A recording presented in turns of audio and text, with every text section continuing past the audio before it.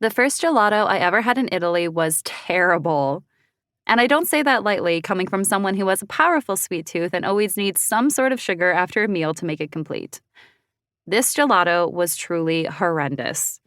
Taken from a little street cart in a small piazza in Venice, I was immediately pulled in by the bright colors, mistake number one, and the enduring smell of sweet strawberry, chocolate, and pistachio, all identified by the decorative little pieces placed perfectly on top of each gelato tub, mistake number two, presented in little mini ski mountains piled high, mistake number three.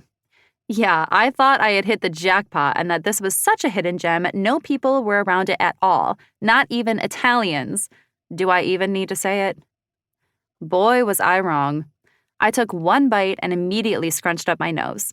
This couldn't possibly be what everyone was talking about, right? The sugar crystals lingered on my tongue, followed by the aftertaste of something artificial. Someone had once told me that there is no bad gelato in Italy, but standing there in that empty Venetian piazza on a warm October day in 2018, I was living proof that that statement couldn't be further from the truth. This was no better than what I could find in the freezer section of my local grocery store. Worse, actually. I took one more bite to confirm my taste buds weren't lying to me and then promptly threw it away. Don't worry, I've had plenty of incredible gelato since then, and I've made it somewhat a mission of mine to spread the news of exactly how to find it, because, after all, not all gelato is created equal. I find myself grateful for that fateful day, though, because my experience with the yucky stuff is what led me to understand how to find the good stuff, which is all any of us want anyway. I don't know why I always felt such a strong pull to go to Italy. I'm only 3% Italian after all, so I can hardly use that as an excuse to explain why. It was always a place I quickly responded with whenever someone asked where I would travel to in the world if I could. Finally, after years of waiting and one night of shocking clarity, I bit the bullet and did the scariest thing I could think of. I booked a trip to go to Italy. Alone. I walked the streets where the Renaissance was born, stood in the middle of ancient ruins, strolled along the canals of a city floating on the water, drank wine in a sloping Tuscan vineyard, and ate the most incredible food I'd ever had in my life. I gained a ton of confidence in my ability to handle unexpected hurdles and realized I was my own best company. And in true rom-com fashion, I met a boy. I know, it sounds super cheesy, but stick with me. To reassure you, this isn't another American girl meets Italian guy, falls in love, and moves to Italy story. Well, I mean, it is, since, spoiler alert, that's what ended up happening. But this story, this book, is so much more than that. This book is a love story, but maybe not the kind of love story you're expecting.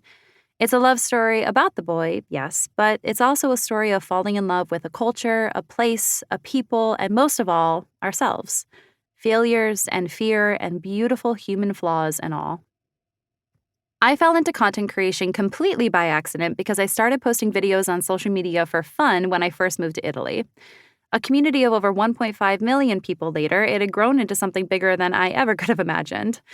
My goal quickly became to share the beauty of cultural differences in travel, all the while reminding you that you are strong and deserving of all the good things in life. Half the time, I have no idea what I'm doing. Who does, to be honest? But I promised myself very early on to always keep it real across my channels, so that's what I did.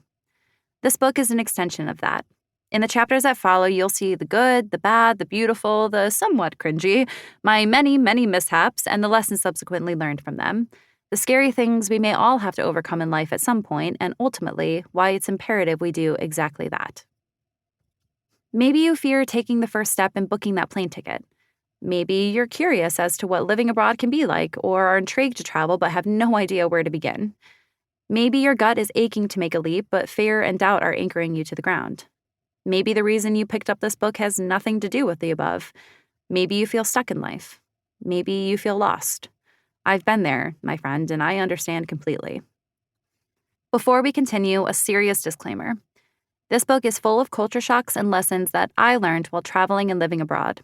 My experiences are those of a cishet white woman who grew up in the middle class of a Western country. There are many topics under travel and living abroad that I am not qualified to speak on because I have no firsthand knowledge of any lived experience other than my own.